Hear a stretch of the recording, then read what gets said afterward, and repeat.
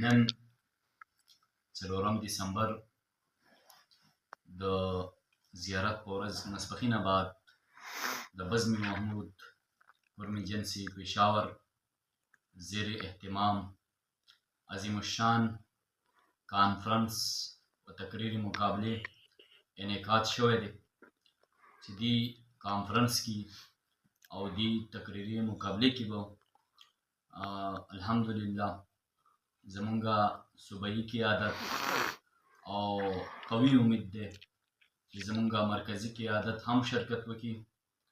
نو ټولو مسلمانانو نه درخواست دی چې په دغه کانفرنس کې دې ضروري شرکت وکړي او دې کانفرنس ته دې د خپلو راتلو سره خپلې حاضرۍ سره خپلو قدمونو سره ښکلا ورکړي او دې پروګرام ته دې کانفرنس ته دې رڼا او یو قوت ورکړي.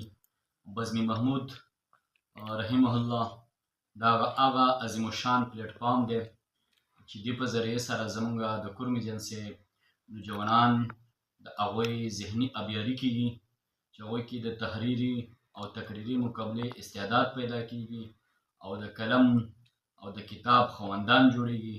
د مطالعې شوق همدغه شانته قوم پرستي امتیاز ختمول بلکې امت کې د یو اتحاد سوچ کول دا د بزم محمود یو لوی سوچ دی فکر دی په مقاصدو کې شامل دی.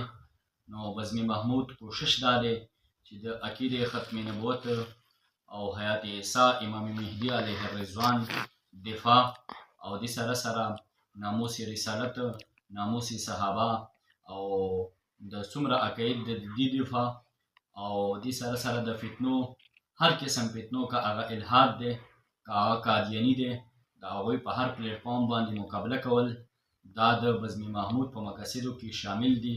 نو دې اعتبار سره زموږ بزم محمود یو ترتیب دی چې کال اول نه الیکشن وشي او بیا یو صدر یو سیکرټري انتخاب وشي.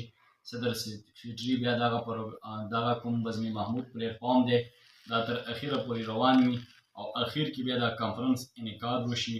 په دې کې 3 تحریري او تقریري مقابلې هم کېږي. نو بیا اخر کې د کانفرنس انعقاد وشي. اخر کې دا کانفرنس ته زموږ مرکزي او صوبایي قیادت شرکت کوي. نو ټولو مسلمانانو نه اپیل دی چې په 4 دسمبر یعنی نن د زیارت په ورځ د ماسپښینه بعد به انشاءالله زموږ د دې کانفرنس شروعات کېږي. په دې کې به موږ سره لوی علماء کرام شرکت کوي. دا به ډېر دیني او خیرخواهۍ د اصلاحي پروګرام وي.